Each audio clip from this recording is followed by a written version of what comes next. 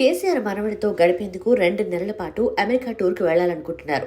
కానీ ప్రభుత్వం అలా వెళ్లనిచ్చే అవకాశాలు కనిపించడం లేదు. 10 ఏళ్ల పాలనలో చేసిన అవకతవకలు, అవినీతిపై కేసులు పెట్టగా తప్పదని సంకేతాలు పంపుతున్నారు. 10 ఏళ్ల పాటు విద్యుత్ రంగంలో చేసిన అవకతవకలపై నియమించిన జస్టిస్ లోకూర్ కమిటీ ప్రభుత్వానికి నివేదిక సమర్పించింది. ఇందులో విద్యుత్ కొనుగోళ్లు, కొత్త ప్రాజెక్టుల విషయంలో జరిగిన తప్పిదాలను వెలుగులోకి తెచ్చింది.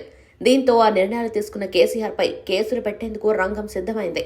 గతంలో జస్టిస్ నరసింహారెడ్డిని ప్రభుత్వం ఈ విషయంలో నియమించగా ఆయన తీరుపై బీఆర్ఎస్ సుప్రీంకోర్టుకు వెళ్లింది. సుప్రీంకోర్టు ఆయన్ను తప్పించి జస్టిస్ మదన్ బి లోకూర్ను నియమించింది. ఆయన విచారణ పూర్తి చేసి నివేదిక సమర్పించారు. అందులో అవకతవకలను బయటపెట్టడంతో కేసీఆర్ పై కేసులు నమోదు చేసి విచారణ చేయనున్నారు. ఈ కేసులు సిఐడికిస్తారా, ఏసీబీకిస్తారా అన్నదానిపై నిర్ణయం తీసుకున్నారు. మరోవైపు కాళేశ్వరం అంశంపై జస్టిస్ ఘోష్ కమిషన్ విచారణ జరుపుతోంది. ఇంకా నివేదికలు సమర్పించలేదు. కరెంటు కొనుగోళ్ల కన్నా కాళేశ్వరం అంతమే చాలా తీవ్రమైందని కాంగ్రెస్ వర్గాలు చెబుతున్నాయి. జస్టిస్ ఘోష్ విచారణలో అసలు ఈ ప్రాజెక్టు విషయంలో తాము నిమిత్త మాత్రమని, కేసీఆర్ ఏం చెబితే అది చేశామని అత్యధిక మంది అధికారులు వాంగ్మూలాలిచ్చారు. ఈ విషయంలో జరిగిన ఇంజనీరింగ్ తప్పిదాలకు, అవినీతికి మొత్తం కేసీఆర్ కారణమని, తమకేమీ సంబంధం లేదంటున్నారు. జస్టిస్ ఘోష్ నివేదిక తర్వాత కేసీఆర్ కు మరిన్ని కష్టాలు ఎదుర్కోవటం ఖాయంగా కనిపిస్తోంది.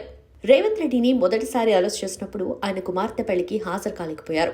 10 గంటలు పర్మిషన్ తీసుకుని పెళ్లికి వెళ్లారు. ఇప్పుడు కేసీఆర్ తన మనవడితో గడిపేందుకు అమెరికా వెళ్లేందుకు వేసుకున్న ప్లాన్ ను అలాగే భగ్నం చేసే అవకాశాలు కనిపిస్తున్నాయి.